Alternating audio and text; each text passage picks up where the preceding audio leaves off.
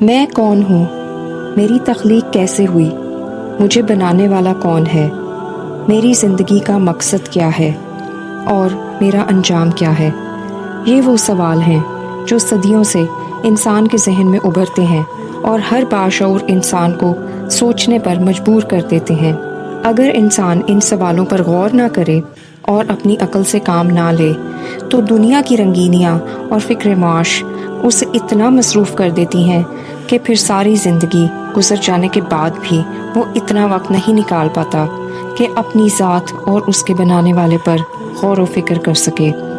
وہ اپنے آپ سے، اپنے خالق سے اور اپنی زندگی کے اصل مقصد اور اس کے انجام سے غافل ہی رہتا ہے، اور الٹیمیٹلی کسی گھڑی کی سوئی کی طرح مشینی زندگی گزارتا ہے یہاں تک کہ اس کا وقت ختم ہو جاتا ہے۔ انسان بھی کیا عجیب چیز ہے، دولت کمانے کے لیے اپنی صحت کھو دیتا ہے اور پھر صحت کو پانے کے لیے اپنی دولت گنواتا ہے، مستقبل کو سوچ کر اپنا حال ضائع کرتا ہے اور پھر اسی مستقبل میں پہنچ کر اپنے ماضی کو یاد کر کے روتا ہے۔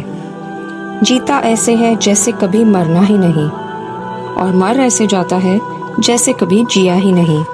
قرآن مجید میں سورۃ الاعراف کی آیت نمبر 185 میں اللہ تعالیٰ فرماتے ہیں، کیا ان لوگوں نے آسمان و زمین کے انتظام اور جو جو چیزیں اللہ نے پیدا کی ہیں ان پر کبھی غور نہیں کیا، اور یہ بھی نہیں سوچا کہ شاید ان کا مقررہ وقت قریب ہی آ پہنچا ہو۔ اب اس قرآن کے بعد آخر وہ کون سی بات ہے جس پر یہ لوگ ایمان لائیں گے؟ اپنے آپ کو جاننے میں، اپنی زندگی کے مقصد کو کھوجنے میں اور اپنے خالق کو پہچاننے میں دیر نہ کریں، اپنی حقیقت کو پہچانیں، اپنے مقصد حیات کو تلاش کریں۔ اے لوگو جو ایمان لائے ہو، تمہارے مال اور تمہاری اولادیں تم کو اللہ کی یاد سے غافل نہ کر دیں۔ جو لوگ ایسا کریں وہی خسارے میں رہنے والے ہیں۔ دوڑو اور ایک دوسرے سے آگے بڑھنے کی کوشش کرو اپنے رب کی مغفرت اور اس جنت کی طرف جس کی وسعت آسمان و زمین جیسی ہے، جو مہیا کی گئی ہے ان لوگوں کے لیے جو اللہ اور اس کے رسولوں پر ایمان لائے ہوں۔